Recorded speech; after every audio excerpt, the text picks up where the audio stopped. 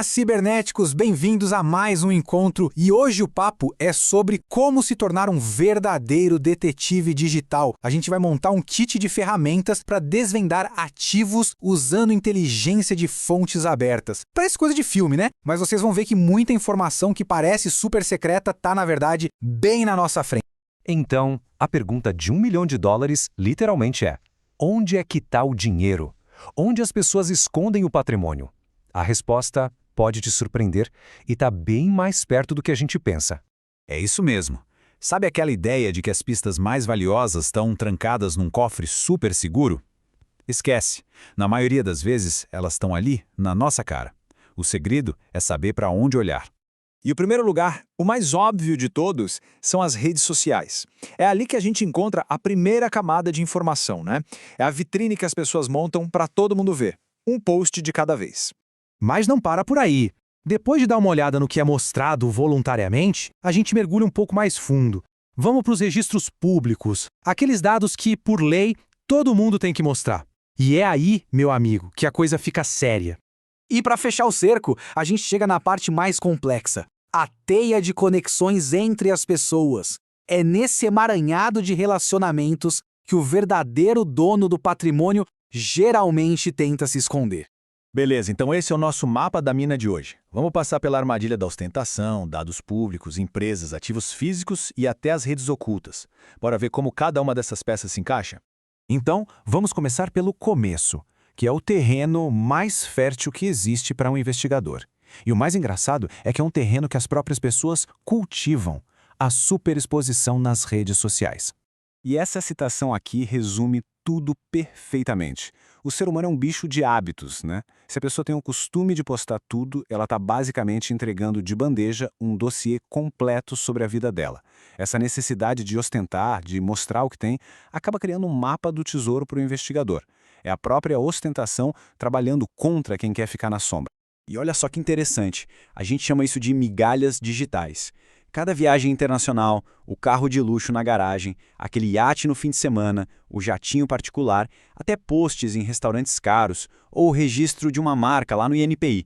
Tudo isso vai formando um quebra-cabeça. E no final, a imagem que aparece é a do patrimônio real da pessoa. Ok, já vimos o que as pessoas querem que a gente veja. Agora vamos mudar o foco para aquilo que elas são obrigadas a mostrar. A gente vai além do perfil bonitinho da rede social. E aqui está a grande sacada. De um lado, tem a exposição voluntária, o que a pessoa escolhe postar, a vida editada. Do outro, a transparência obrigatória, o que os registros públicos mostram sobre todo mundo, quer a pessoa queira ou não. Pensa assim, a rede social é a vitrine da loja, mas os dados públicos são o estoque. Um completa o outro, e a gente consegue ter uma visão muito mais real da situação. E falando em dados públicos, os portais de transparência são uau! Uma ferramenta poderosíssima. Lá você consegue ver pagamentos do governo, contratos, quem foi sancionado, nos dados do TSE dá para ver os bens que um candidato declarou, quem doou para a campanha dele, e nos registros civis, coisas como casamentos e óbitos. É literalmente um tesouro de informações abertas para quem souber procurar. Certo, agora vamos para o mundo corporativo. Sabe quando o patrimônio não está no nome da pessoa, mas sim no de uma empresa? É uma tática muito comum para tentar esconder as coisas. A gente vai aprender a levantar esse véu. Porque, o nome de uma empresa é só a ponta do iceberg. A verdadeira pergunta é: quem são as pessoas de carne e osso por trás daquele CNPJ? Como é que a gente descobre quem realmente manda ali? E o mais legal é que não precisa ser um super espião para fazer isso. Existem ferramentas gratuitas, como a Casa dos Dados ou o CNPJ BIS, que fazem o trabalho pesado. Você joga um CNPJ lá e pronto, descobre quem são os sócios, os endereços, o tipo de atividade.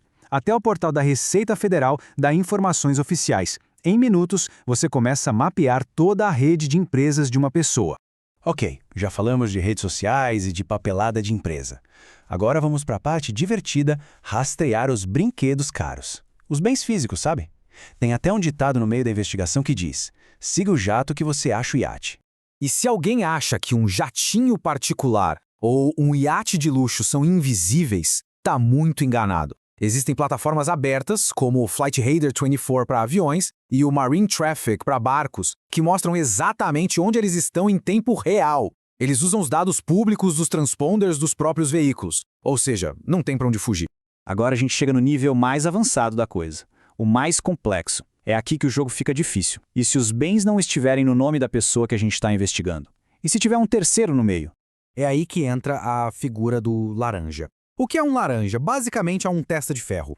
É alguém que empresta o nome para registrar um carro, uma casa, uma empresa, mas que, na verdade, não é o dono real. É uma fachada para esconder o verdadeiro beneficiário, muitas vezes porque a origem do dinheiro é, digamos, complicada. Então, a gente tem essa separação clara. De um lado, o dono oficial, que é o laranja, o nome que está no papel. Do outro, o beneficiário real, a pessoa que de fato usa, controla e aproveita aquele bem. E o grande desafio do investigador é exatamente esse, conectar os dois e provar quem é o verdadeiro dono.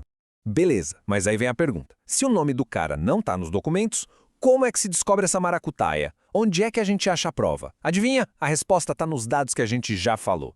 O segredo é conectar os pontos. O investigador vai fundo nas redes sociais para ver os vínculos entre o alvo e os possíveis laranjas.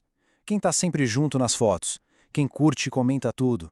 Às vezes, os metadados de uma única foto, sabe, aquela informação escondida de local e data, podem colocar o laranja e o dono real no mesmo iate na mesma hora. É um trabalho de formiguinha, juntando as peças que a própria pessoa deixou espalhadas pelo mundo digital. Agora, um ponto importante. Muita coisa que a gente falou aqui é de graça, mas para ir mais fundo, às vezes é preciso acessar fontes que são abertas, mas com acesso restrito. O que isso quer dizer? Quer dizer que você precisa pagar ou ter alguma credencial, como para consultar bases de dados de cartórios ou juntas comerciais. Não é totalmente fechado, mas tem uma portinha com pedágio. E tudo isso nos leva a uma pergunta final para a gente pensar. Nesse mundo de hoje, com tanto dado aberto e tudo sendo rastreável, será que a ideia de privacidade financeira ainda existe de verdade? Ou já virou um mito? É uma linha muito tênue e que parece ficar mais fina cada dia que passa. E aí, curtiu essa imersão no mundo da investigação digital? Se você gostou, já sabe, né? Deixa aquele comentário aqui embaixo, manda o seu like, compartilha com quem também curte esse assunto e, claro, se inscreve no canal para não perder os próximos. A gente se vê na próxima. Cibernéticos!